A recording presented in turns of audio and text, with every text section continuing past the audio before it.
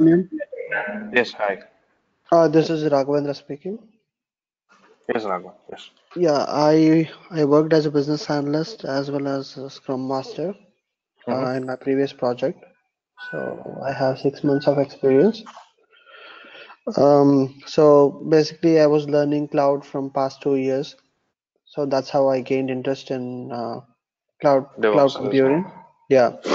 So I just wanted to pursue DevOps because DevOps is a continuous integration tool, Mm-hmm. integration and deployment one, where all the development works and operational works, you stand by a middleman where you try to integrate or monitor both of the things. Okay. Okay. Hi, Subramanian. This is Anirudh speaking. Yes, Anirudh. Yes, hi. Okay, me too. I actually worked as a network engineer as well as a software engineer in my previous project, and over there, a lot of my work actually involved a lot of network monitoring as well. So, Okay. like along with configuration normally of servers and everything, there's a lot of network monitoring and some kind of code review process as well for me on my software side. So, like basically, from you can say from the DevOps kind of perspective, I just have a knowledge about how, what exactly DevOps is, supposed to do uh, from on working on both as a software and as on the operation side of the system kind of side as well, from the system side as well. And yeah, I mean, what kind of tool we use for that process. Like if it's like a build, we use like Jenkins and I mean, different things like that. So, I mean, that's basically what I'm familiar with regarding DevOps. Okay. Okay. That's fine. Uh, Anyone else pending?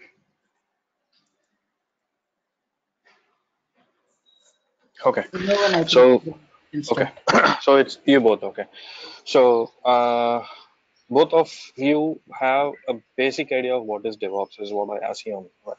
Like at least you know. Subramania, this is Usha. I'm a SQL Server DBA. I've been working on a production side for almost 13 years. Okay. So, um, Okay. and Purnima is not into IT at all. So, Okay. Okay. Good. One Uh, minute, ma'am. Two more joined, Jai Ram and Venkat Pushpala. okay, that's fine. Sir, you can go ahead and start. As the people drop in, we can ask if they have any questions. Let them introduce themselves and ask. You can start the okay. question. Already 6:10, 6:13. Please go ahead. Okay. No problem. So, DevOps, as you all mentioned, like it is not only a mediator job, it is not only a continuous integration, or it is not only a continuous deployment job. So, what is DevOps is like, since you guys are interested to learn DevOps, so they will definitely ask you outside world, like, what is DevOps? DevOps is nothing but uh, people following a process and tools, or it is actually called as an union of people plus process plus tools or products to enable a continuous delivery of value to the end users. So which is nothing but uh, first always comes the people. So you need to change the mindset of the people. So if they are using the old methodologies like software development, SDLC methodology or waterfall methodology, you need to make them to adapt to the agile methodology, and you need to tell them like what are all the advantages of DevOps and why we need DevOps in the current world, and what is the use of the faster shipment of the products outside to the market. So first you need to change the mindset of the people. And if the people's mindset have been changed, then comes the process. So you need to tell them what kind of process they need to follow. And if they are still okay with the process, then you need to tell them like, okay, you can use these tools to follow the process. So another important thing is like here continuous delivery of the value to the end users. Because for example, in a month, if you are able to deliver a product to the customer within 10 days, and the next month if you are delivering it in 15 days, the customer will lose their hope on your side, because they will expect the same product to be delivered in 10 days next month also. So that is why it is called as a continuous value to the customer. So if you are making some deliverables to the customer, it has to be continuous. So you should not be like what do you call, 1 month in 10 days, another month in 15 days, not like that. Another one is like it is not just automating a pipeline. Pipeline is called as an continuous flow of a software, which starting from build, starting from testing, starting from monitoring, starting from deployment. So all these, I mean, like we will still learn what is pipelines and other things. So DevOps is nothing but it is not automating a pipeline. Like it is to deliver a value to the customer. Okay, and whatever you're doing it, if the value is attained only on the dev and the QA environment, and if it is doesn't go to the production environment, and even still you guys are failing for it, because our main goal is to reach out to the production is nothing but the end users. So if you're making some value, or if you're doing some automation, and if the automation is working only in the development environment and in the testing environment, but if the automation is not working on the production environment, it is not called as an DevOps automation. It still fails. So that is the reason we need to make sure your value or your automation should work on all the environments, and your delivery should happen consistently at all the times. This is what called as a DevOps. And next comes what is not DevOps. So many will tell like it is a DevOps is what do you call a software. DevOps is a tool. No, DevOps is not a software. DevOps is not a tool, or actually DevOps is not a team. DevOps is not a title or a designation, and DevOps is not just an automation. IAC is nothing but infrastructure as code. So infrastructure as code is nothing but creating your own infrastructure, which means creating your own machine, own software, own CPU, own RAM, which is a mini data center. So creating your own infrastructure using a normal coding, it is called as an automation of, or called as an infrastructure as code. So that is also not called as a DevOps. But what is DevOps? DevOps is nothing but people following a process with the help of the tools to deliver the value to the end users. So first you need to understand these things. Only then you will be able to follow the DevOps, because since you guys are going to learn DevOps, they will definitely ask you like, what is DevOps? And you should not tell DevOps is a team, DevOps is a tool, DevOps is a title. No, DevOps is nothing but it is a mindset. It is a cultural change or a cultural shift, they will call this. So you need to make sure the people is following the process with the help of the tools to provide a continuous value to the end users. That is called as a DevOps. Any doubts till now? Like what is DevOps and what is not DevOps? No. No, no. Okay. Okay. Next comes the question is like, why DevOps now? Like if you see just before 3-4 years, DevOps has become very famous. Why? What is the reason? The main reason is because your competitor is already doing it. Okay, and for example, let us take two taxis. One is Ola taxi, another one is Uber taxi. So previously in India, there were some other taxis like Fastag or something, which were the ruling parties of that taxi world. And suddenly Ola came into the picture. They introduced a mobile app, they introduced a lot of offers, they introduced a lot of discounts, everything. And they overcome this Fastag call taxi or any other call taxis, and Ola became the number one by giving a lot of new initiatives and everything. And they are thinking like, okay, no one is there to defeat us. And suddenly Uber came into the picture, and they still thought one step higher, and they gave still a lot of discounts, cashbacks, everything. And their mobile app is quite easier to use than the Ola ones, and they immediately overtook the Ola, and they became the number one. Now, so this makes like you should not think you are the number one. You have attained everything. You have all the best softwares. Nothing. If you're thinking like that, your competitor will be thinking 2 to 3 times ahead of you.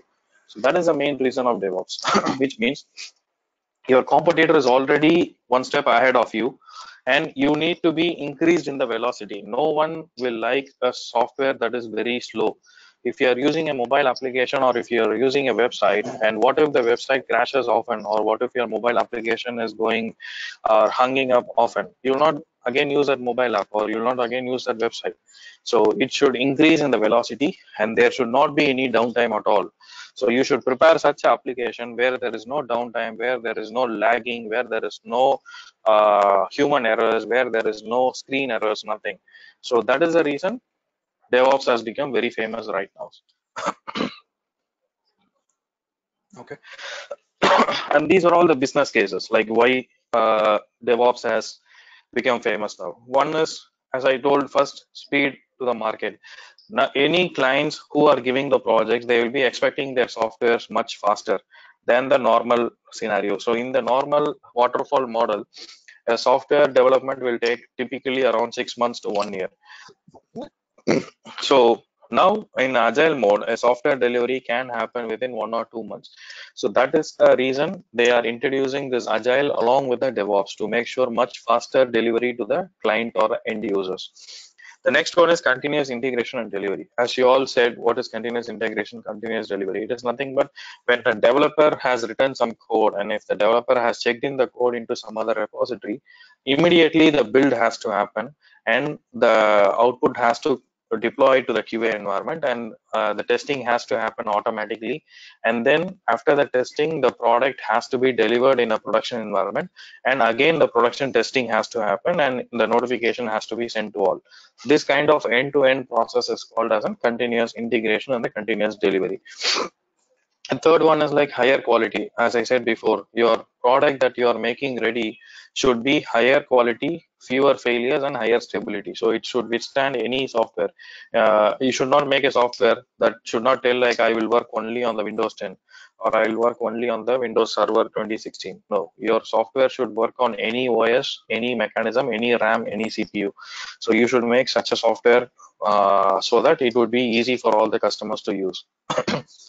The fourth one is innovation and creativity. So definitely there will be a lot of innovation and creativity because you need to do a lot of automation in it. You need to bring in a lot of new softwares. You need to bring in a lot of release management mechanisms. So there has to be a lot of innovation and creativity needed for this DevOps. And fifth one is increased employee engagement and job satisfaction. So how employee engagement and job satisfaction will be increased? Because all the employees who are routinely doing a same job again and again, they need some change. So as I told in this fourth point, innovation and creativity. So here each and every employee has to do some automation. They have to bring in some new mechanisms. They have to do in some ways to reduce their manual work. So that is the reason each and every employee will be doing some automation. Each and every employee's job satisfaction will be improved, and they will not be doing the regular work again and again. And sixth one is breaking silos and eliminating waste. So it is nothing but previously, if you have seen, there will be two different teams. One is development team and another one is operations team. So when the developers have written their code, they will be sending that code to the operations team.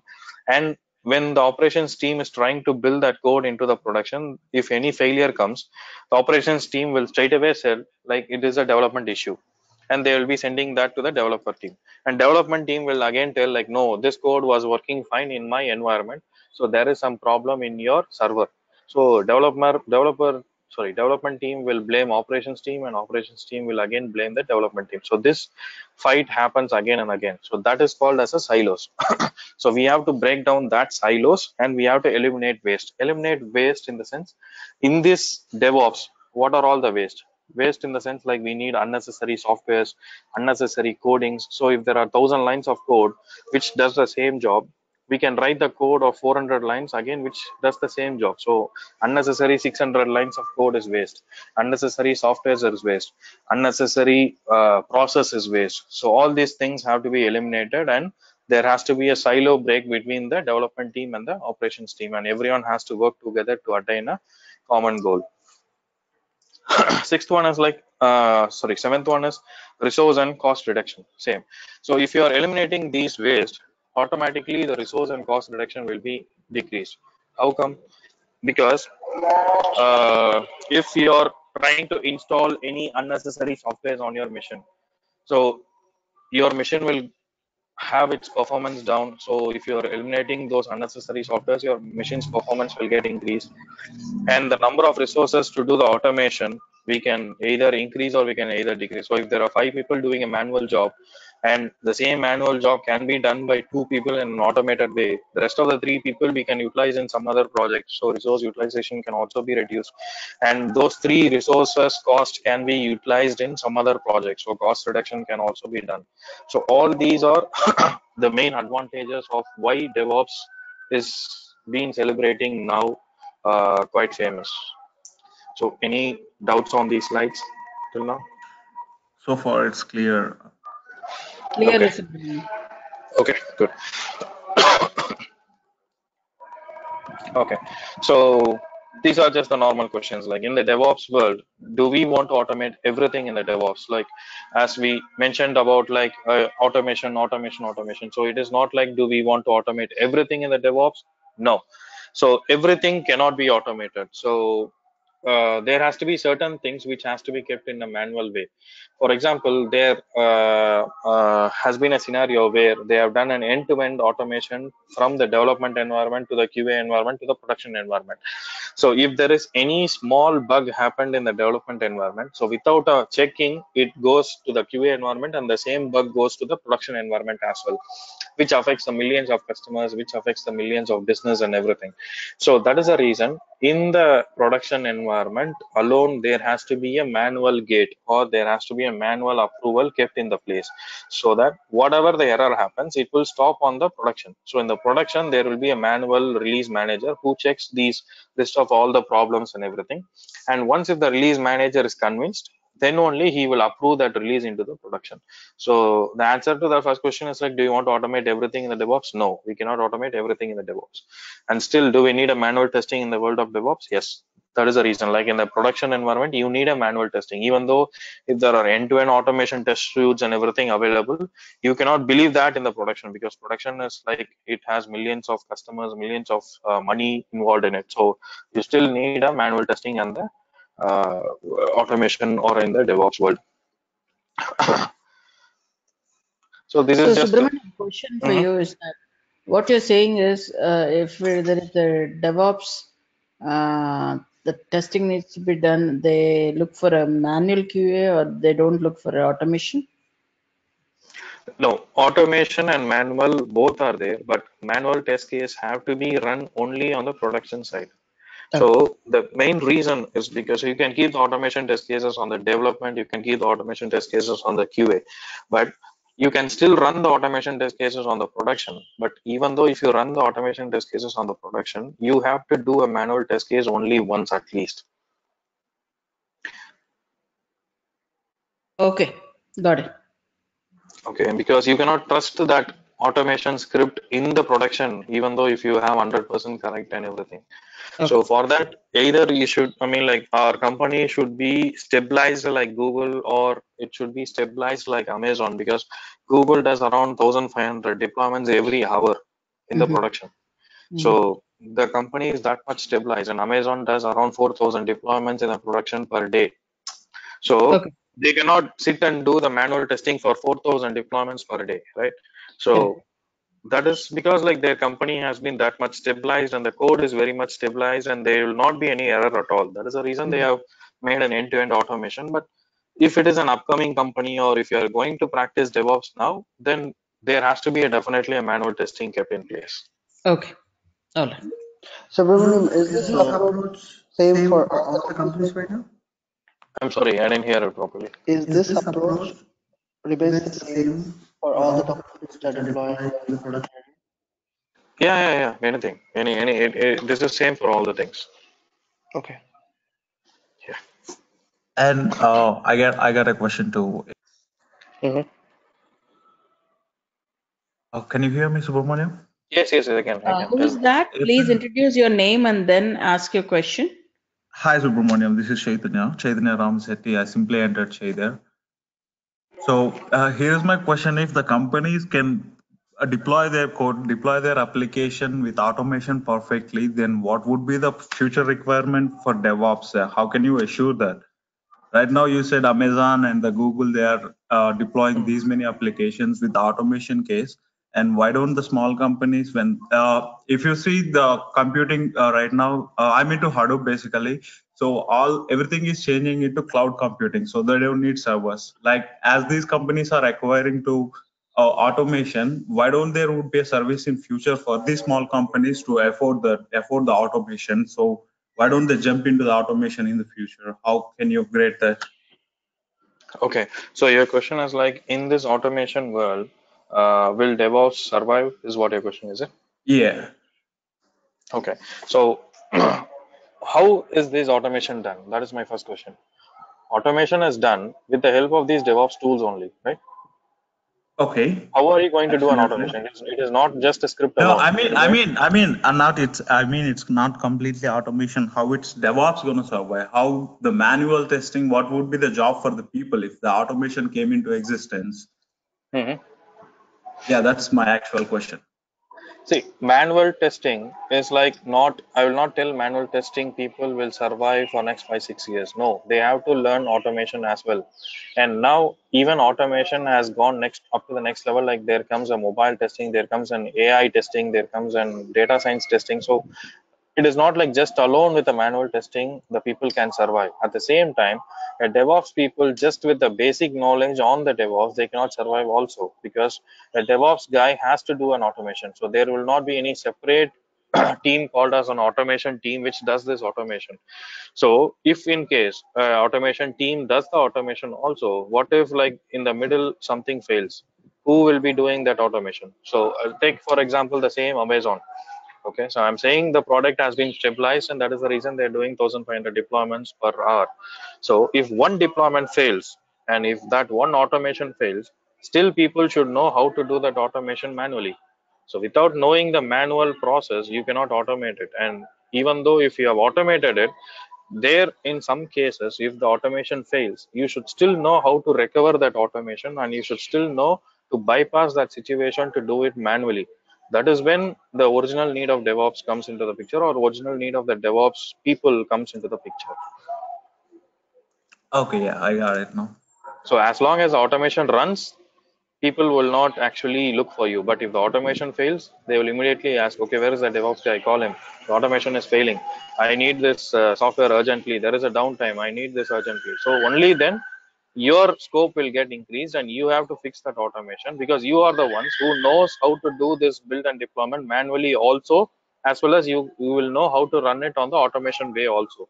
So even though if the automation fails, you will be able to do that at the correct time with the manual process. So that is how the scope of DevOps will get increased, and all these automations and everything will be done by the DevOps guy only. There will not be, as far as I know, there will not be any separate guy to do it, except they will be hiring some Python specialist or any particular coding specialist only. They will be hiring for the automation, but there will not be one guy who knows all the tools in the DevOps and he will be automating. No, this is not the case.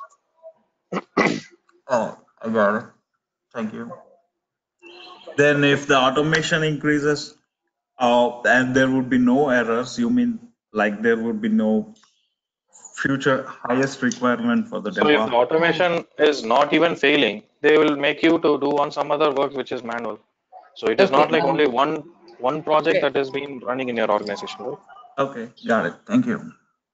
Chaitanya and Raghav and all the people. Subramaniam, let's take a break for answering the questions. Right now, please proceed with your whatever you want to present. We are sorry for the interruption. Okay.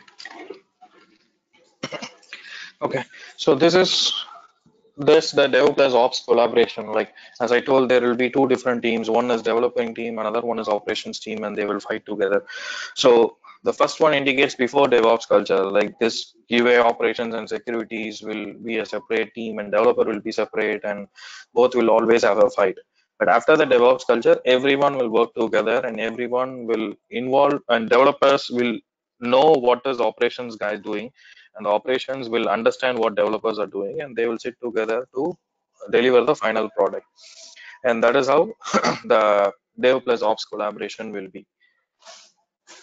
Same thing, like here, like they have mentioned about the feedbacks And shared responsibility, as I told, developers plus operations should have the shared responsibility, because only then the output product will be successful. So if the developers are thinking like, no, this is not my job, this is operations job, and if the operations are thinking this is not my job, this is a developer job, then the product will get delayed as usual. So there has to be a shared responsibility, and there has to be a feedback given between both the teams, and automation has to be in the place, and team culture has to be included. Like, you need to teach the people like developers are not the different team. This is a DevOps world, so everyone is coming into the one single picture. So you have to treat them equally, and they have to treat you equally. So these kind of team cultures and everything has to be given between both the teams. So only then there will not be any silos, and there will be one single team which delivers a product on the time without any issues. So this is Dev plus Ops collaboration. So these are the core values of DevOps. This, they call it as CALMS model, which is first is culture, the next is automation, the next is measurement, and the next is sharing. As I told, like culture, you need to change the mindset of the people. So if you are going to talk to a senior management, like if you're going to introduce DevOps into your company, and if you are going to propose this DevOps to your senior management people or a board of members people, you need to first change their mindset. You need to first change their cultural attitude. So the first question they will ask you is like, why should I change to DevOps? So you should tell them like, the world is changing into DevOps and our competitor is doing it, and we need to prepare some software which has a low downtime, high velocity, high stability, and all those reasons that you have to give them. And then they will ask you, the next question is like, how are you going to do it? So first question is why, the next question is how are you going to do it? So for that, the answer is automation. So with the help of the automation, you will be able to do all these what you call the continuous integration, continuous delivery, the faster delivery, and everything can be done with the help of an automation. Third question that they will be asking is like, what is my benefits in it? So for that, you can tell them the third point, which is measurement.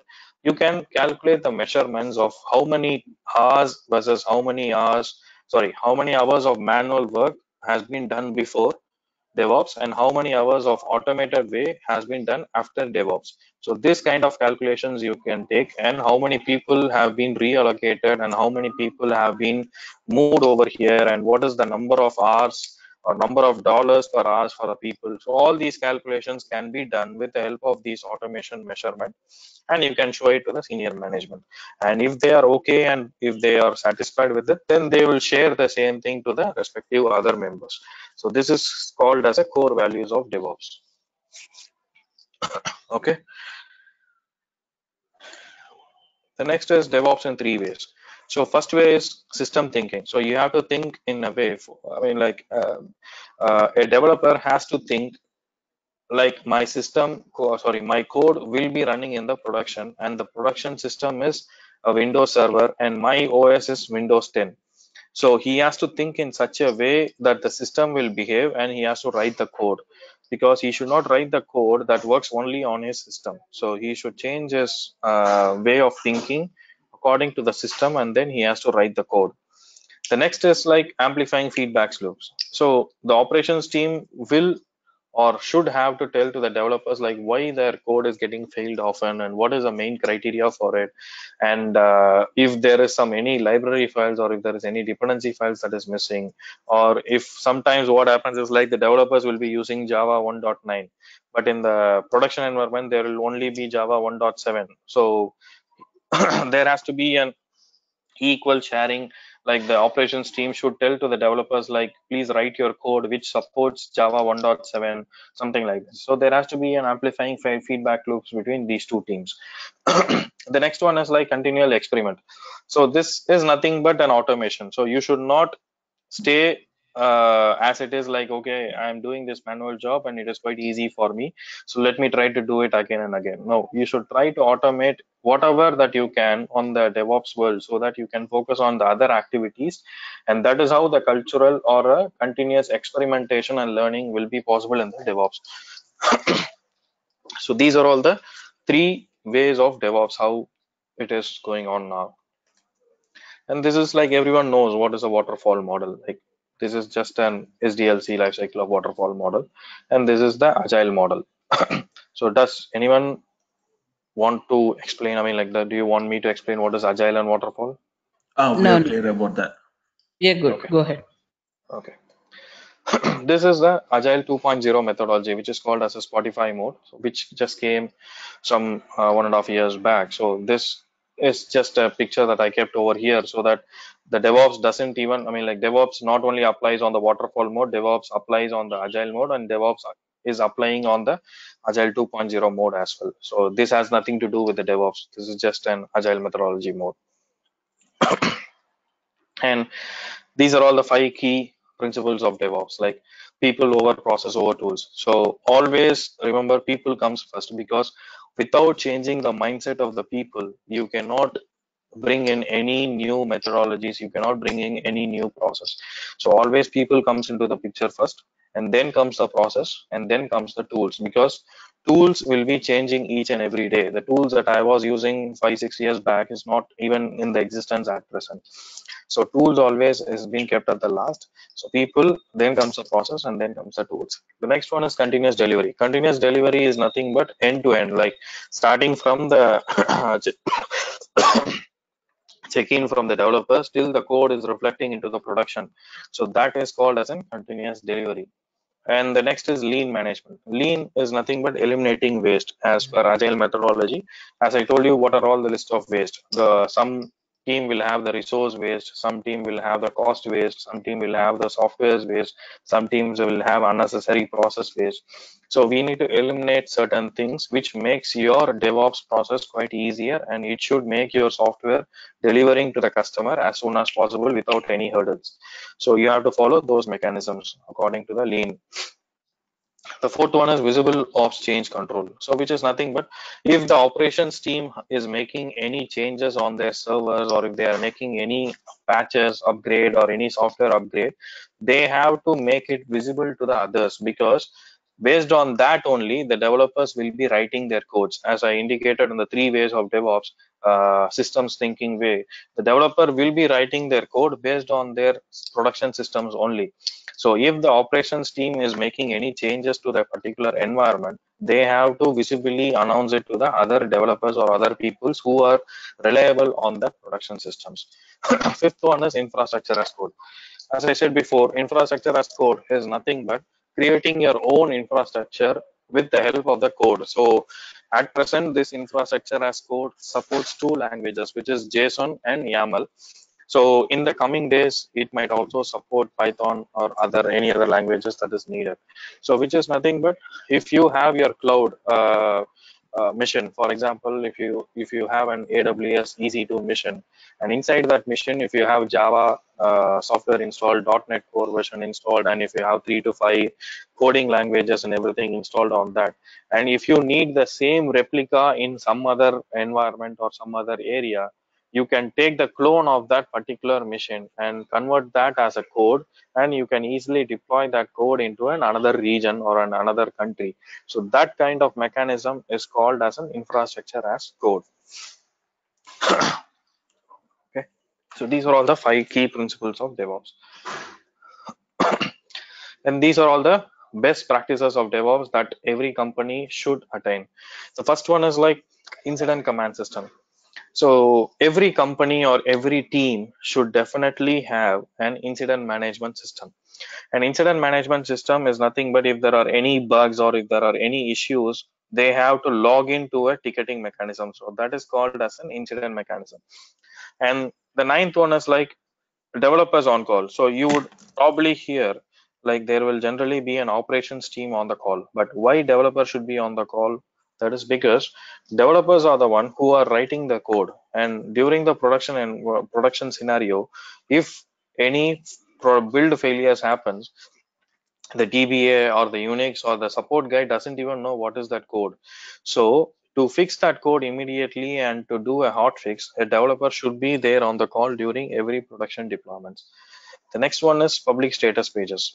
So as you would have seen, like during the production scenarios, they will be using this MS project, and they will be tracking each and every step, like, okay, step 1 completed, step 2 completed, and they will be having a group chat going on, and they will be announcing it to each people, like, okay, Unix team start the step 3, DBA team start the step 5, something like that. So It has to be publicly available to all the people who are working on that production environments, like what are all the steps that have been completed, what are all the steps that is pending, and all those things. Seventh one is blameless postmortem.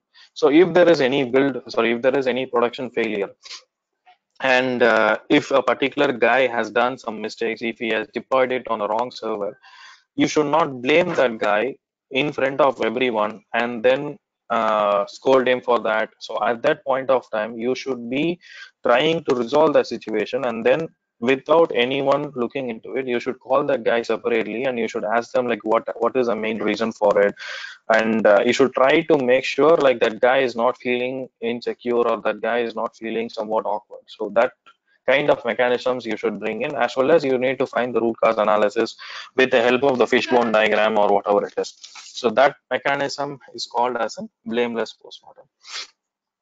The sixth one is like embedded teams. Embedded teams is nothing but this DevOps teams, which include a development guy, an operations guy, a Unix guy, a database guy, so that this particular team, whatever issue comes, this team can handle those all issues and they will be able to resolve whatever coming into their picture. The fifth one is cloud, obviously. So the whole world is changing into cloud. So you cannot do all these automations and everything by keeping all your servers and everything on your local infrastructure. It has to be on the cloud side, so that if, for example, this infrastructure has code or any automation, it will be very easy on the cloud rather than on your local premise server. So you have to make sure all your environments and everything is moved to the cloud environment. The fourth one is called as an hand-and codes. Hand-and codes is nothing but a Japanese technology.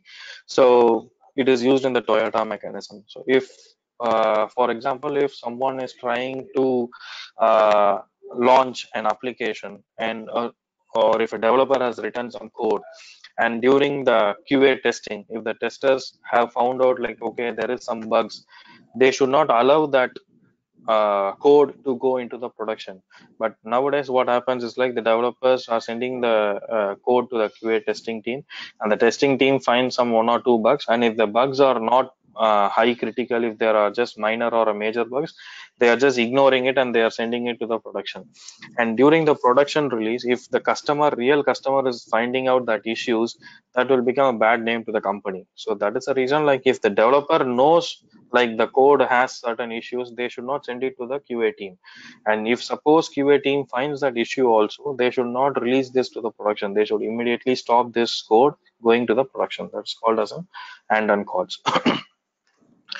Third one is a dependency injection. There might be certain programs which requires an external jar files or an external library packages needed to be downloaded during the build execution. So we need to make sure we are writing certain codes which are not externally dependency. It should download its own dependency from its own company's packages, because in the production environment, none of the servers will be allowed to download its packaging or its library files from the internet. It has to download everything from its own artifacts. So that is how your program has to be written. So that is called as a dependency injection. The second one is a blue-green deployment. Blue-green deployment is like there will be certain companies which follows two production systems. Like for example, there will be a production A and the production B. The production A will be shown to the customers, and the production B will be a backup of the production A. So during the deployment, what they will do is like first they will be doing a deployment on the production B, and then they will be doing some real-time testing on the production server itself.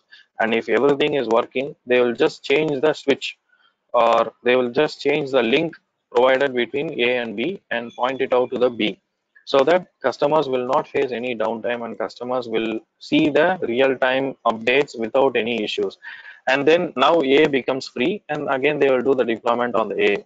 So the next time, this is how the switch changes between like A and B, and this is called as a blue-green deployment. So this requires a lot of money, a lot of people, a lot of resources and everything. So this concept is called as a blue-green deployment. The first one is called as a chaos monkey. Chaos monkey is nothing but Netflix is the only team or only company in the whole world which follows this chaos monkey. So every year they'll be having some 5 to 6 people called as an Simon army, and they will be allowed to destroy their own production servers, and they will be allowed to what do you call cut down all the internet cables and firewall cables and everything, and still Netflix doesn't give you even 1 second of downtime. So that is their challenge. So this kind of competition that they do every year in each and every region of the world is called as a chaos monkey. So this is the top 10 best practices of DevOps to be followed by every organization. Any doubts till now? No. No. Okay. Okay. So this is that end on chords. First picture is that end on chords. So if you find any mistake, you should immediately pull the cord, like how it would be there on the train. And this is called as that Simian army, called as that chaos monkey, which comes and destroys all the servers, networks, cables, and everything. And this is that blue-green deployment. So it is just a flip of the change that does between A and B. And this is the dependency injection. So if there is any class dependency or library dependency, it has to be removed. And this is that what do you call the correlated team, like all the developers, admins, DBAs, network, everyone should together, and they should form a correlated team. This is the same thing that has been displayed over here. So we have given it in a different ways. Okay. And this is that golden circle of DevOps. So when I told you, like when you're going to talk to your senior management, they will just ask three main questions. What is like, why do I need to follow DevOps? Or next one is like, how do I need to follow DevOps? The third one is like, what will I get from the DevOps? So you should answer these questions, and you should prove them like, okay, if they bring in DevOps, then there will be increase in the organization, and our organization will be moved on to the next level. So these three questions is called as a golden circle of DevOps. This is just the core of like what is DevOps culture, and comes like again service mindset, high quality, continuous support, and overall health of the products. And this is just the future, like as you I mean like there is a saying called jack of all master of none. So it is not like that. So in the DevOps world, you should know the depth of a product as well as you should know the breadth of the product as well. So you should not lie only on a particular tool. At the same time, you should not leave the other tools as well. So you should increase your knowledge on the breadth wise as well as on the depth wise. Only then you will be able to survive in this DevOps culture or in the DevOps world at present. This is just a popular saying, like to make error as a human, to propagate error to all the servers automatic ways DevOps. So that is what I told. So if you have done everything end to end automated, and if there is a small mistake that is happening in a development environment, it will be replicated in a QA, it will be replicated in the production as well. So that is the reason end to end automation is not suggestible. There has to be one final manual step to reduce these kind of errors getting into the production. So that is the powerfulness of DevOps at present due to the automation. This is just Agile Manifesto. So the only difference between Agile Manifesto and the DevOps Manifesto is like here they are telling like the highest priority is to satisfy the customer through the early and continuous delivery of valuable software. So Agile Manifesto is mainly focused on the software, whereas DevOps Manifesto is mainly focusing on the valuable functionality. So the difference between these two is like, for example, if you are making an MS Word software as an project, and you have done everything ready, and then if you're delivering that MS Word software to the customer, and what if the customer is trying to do a copy and paste? If the copy and paste is not working on the MS Word, the whole MS Word is waste. But as per Agile Manifesto, it says like, I have made an MS Word software. That is my job. But as per the DevOps, it is not like only the software. The corresponding functionality of that software should also work. That is the main difference between these two. Okay. These are just the DevOps lifecycle, like different tools in different areas or different aspects. So these, I mean, like we will be explaining during the classes, like what comes into different categories. And for coding, it comes like Git, Subversion, and other things. And for the planning, again comes Jira and TFS. And so for each and every scenarios or each and every stages, there are different tools available in the market. So overall, around 90 to 100 DevOps tools are there in the market at present. So it is not necessary like you need to know all the 90 or 100 tools, but on the each and every area, you should know at least one tool to make sure you're a DevOps person. Okay, so these are just the DevOps certifications that is available in the market, and these are all the current popular tools on the DevOps at present. So any doubts till now on the DevOps introduction and everything? No, it's good. So no, I have several doubts. Sure, go ahead. If this is the end of the session. Yes. Oh, okay. Okay, yeah. Got it. So as you mentioned, agile methodology, which have a different principles, and DevOps has a different principles. But so I have heard something like DevOps comes under agile too.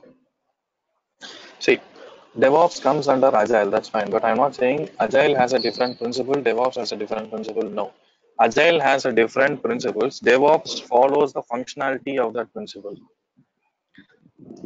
For example, as I told the same thing, like in the manifesto, Agile focuses on the software alone, but DevOps focuses on the software plus its own functionalities, which doesn't mean like DevOps doesn't follow the Agile methodology. DevOps still follows Agile, but one step in detail, it goes to the functionality as well. Got it. And I do have one more. What if, like, if we, as you said, each and everything, whichever is possible, we need to try to make it automated. And is it something which overlaps the role of RPA? What is that RPA? Robotic process automation. That is totally different, right? This is like, how come you're relating these two things? Robotic process automation, how come that? Even in that one, we try to automate the development or something. So is it not the same? I don't think so, because like, for example, if you are trying to build an application, and take for example, if you are trying to build a Java code with a Maven, and instead of writing mvn compile or mvn clean, you can put that in a script and you can try to automate it, which just saves around 5 minutes or 6 minutes. That is also called as an automation, but this RPA takes the whole end-to-end process of automation, right? I'm saying Right. like in whichever steps, like for example, if you're trying to run a manual command of 5 to 6 steps for 10 minutes, put that 5 to 6 steps in a script so that it, with one single click, all those things will run at the same time and you're still saving 2 to 3 minutes. That is also called as an automation. Right. And my last one would be if Agile Manifesto has an iteration time boxing thing, DevOps ain't having any time boxes, isn't it? DevOps at present doesn't have any time boxes. So as far as your process is completed, as far as your So it CI/CD is goes feature completed. wise. I'm sorry. It goes feature and functionality Yes, wise. yes, yes, yes. It Okay. doesn't specifically focus on the time boxing. It focuses on the feature. So as far as your feature is completed, that's all. It's over. Whether it takes 5 minutes or 15 minutes or 15 hours, if your feature is completed end to end, that's all. It's over. Correct. Thanks, Subramanian. Anyone has any other doubts? So far, it's clear and it went well. And now I got a clear picture what DevOps is. Thank you so much. I'm sorry, what is that?